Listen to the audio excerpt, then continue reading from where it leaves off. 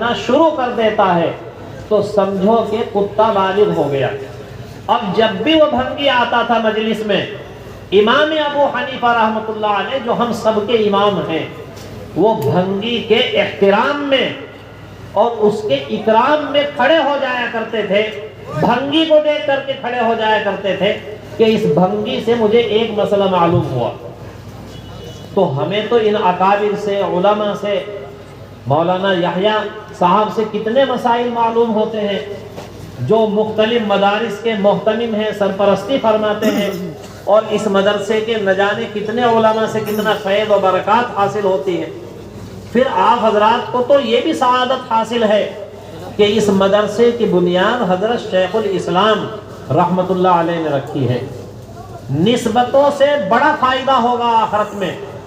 اے زمانے تجھے کیا خبر، ہم غریبوں کو کیا مل گیا، رشتہ مصطفیٰ مل گیا، دولت دو جہاں مل گئی۔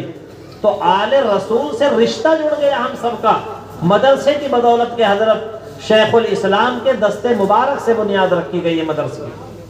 اور جب تک حضرت فدائے ملت رحمۃ اللہ علیہ حیات رہے تو حضرت اساتذہ نے، مفتی تاج الدین صاحب نے بتلایا کہ ہر سالانہ اجلاس میں حضرت تشریف لایا کرتے تھے، اور حضرت مولانا سید ارشد مدنی دامت برکاتہم بھی تشریف لا چکے ہیں، حضرت مولانا محمود مدنی صاحب اور بہت سارے اکابر یہاں تشریف لا چکے ہیں۔ تو بڑی سعادت ہے آپ حضرات کی کہ اللہ تعالیٰ نے یہ خوش قسمتی آپ کے مقدر میں لکھ دی ہے۔ میں تو آپ کے یہاں خدمت اور آپ حضرات سے ملاقات اور زیارت کی نیت سے حاضر ہو گیا۔ کل اتفاق سے ایک پروگرام حضرت مولانا یحییٰ صاحب کے توسط سے دوسری جگہ بھی تھا، مگر بدقسمتی سے جہاں چھوٹ گیا۔ پھر میں نے دیوبند جانے کی بھی کوشش کی، ابھی مشکات کے کئی صفحے باقی ہے، پورا نہیں ہوا۔ 15 رجب تک دارالعلوم میں سبق چلے گا، مگر حضرت کا حکم تھا کہ نہیں، ہر صورت میں آنا ہے۔ تو اللہ نے آپ کی زیارت کرا دی، ملاقات ہوئی۔ بعض دفعہ مجلس میں ایسا شخص موجود ہوتا ہے کہ جو اللہ کے یہاں بڑا مقبول ہوتا ہے، سب مل کر کے بیٹھتے ہیں، سب ماشاءاللہ دیندار ہیں، اور ابھی آپ کی دینداری کا اظہار بھی ہو گیا کہ صرف حضرت مولانا کے ایک اعلان کی بدولت کتنا چندہ آپ نے مدرسے میں دیا۔ یہ آپ کا جذبہ قابل صد ستائش اور قابل صد تحسین ہے۔ تو مجمع میں کتنے ایسے لوگ ہو سکتے ہیں جو اللہ کے یہاں مقبول ہیں، اور کس کی آمین سے کام بن جاتا ہے، یہ پتہ نہیں چل پاتا کس کا کیا مقام ہے اللہ کے یہاں، کون مقبول ہے کون مردود ہے، کون مقبول ہے کون مردود ہے، بے خبر کیا خبر تجھ کو کیا کون ہے، جب تلیں گے عمل سب کے میزان پر تب کھلے گا کہ کھوٹا کھرا کون ہے۔ دیکھنے میں تو سبھی اچھے لگتے ہیں، لیکن اللہ کے یہاں کس کا کیا مقام ہے اس کا پتہ مرنے کے بعد چلے گا۔ لیکن ظاہری شہادت موجود ہے آپ کے جذبے کی، صبح سے آپ کے یہاں بیٹھنے کی اور مشقت اور پریشانی اٹھانے کی۔ اللہ تعالیٰ کسی کی محنت کو، کسی کے بیٹھنے کو ضائع نہیں فرماتے۔ خود قرآن کریم میں اللہ تعالیٰ نے ارشاد فرمایا، انما یوفی الصابرون اجرہم بغیر حساب، کہ صبر کرنے والوں کو، دین کے سلسلے میں مشقت اٹھانے والوں کو اور ان کے اجر کو اللہ تعالیٰ ضائع نہیں فرماتے۔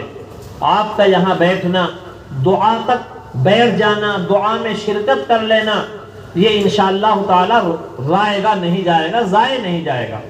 اللہ تعالیٰ نے خود فرمایا ان اللہ لا یضیع اجر المحسنین، اللہ تعالیٰ نیک لوگوں کے اجر کو ضائع نہیں فرماتے۔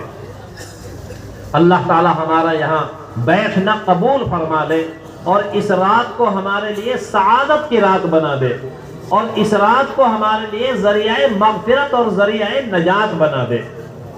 قرآن شریف کی ایک آیت اور ایک حدیث شریف میں نے آپ کے سامنے تلاوت کی تھی، وقت بھی زیادہ ہو گیا ہے، میں کوشش کر رہا ہوں کہ مختصر ہی وقت میں اپنی بات کو ختم کروں۔ قرآن کریم کی ایک آیت میں نے آپ کے سامنے تلاوت کی ہے، اللہ تعالی شانہ ارشاد فرماتے ہیں ان الذین قالوا ربنا اللہ، کہ جس شخص نے یہ جملہ بول دیا کہ ربنا اللہ، ہمارا رب اللہ تعالی ہے، اور پھر اسی کے اوپر جمع رہا وہ قیامت تک، مرنے تک، تو اب اس کو جنت کی بشارت دی گئی اسی آیت میں۔ تو ہم تو سب کہتے ہیں ربنا اللہ، سب کہہ لیجیے ایک دفعہ ربنا اللہ۔ اس کا ترجمہ یہ ہے عربی میں کہ ہم سب کا رب اللہ تعالی ہے۔ قبر کے اندر جو 3 سوالات کیے جائیں گے، ان میں ایک سوال یہ بھی ہوگا کہ من ربک، تیرا رب کون ہے؟ تو ہم سب کو قبر میں یہی جواب دینا ہے انشاءاللہ کہ ہمارا رب اللہ تعالی ہے۔ ابھی مشکات میں یہ حدیث آئی، گزشتہ ہفتے میں نے سبق پڑھایا کہ فرشتہ ایک تو یہی سوال کرے گا کہ من ربک، تمہارا رب کون ہے؟ تو ہمیں یہ جواب دینا چاہیے کہ ربنا اللہ، ہمارا رب اللہ تعالی ہے۔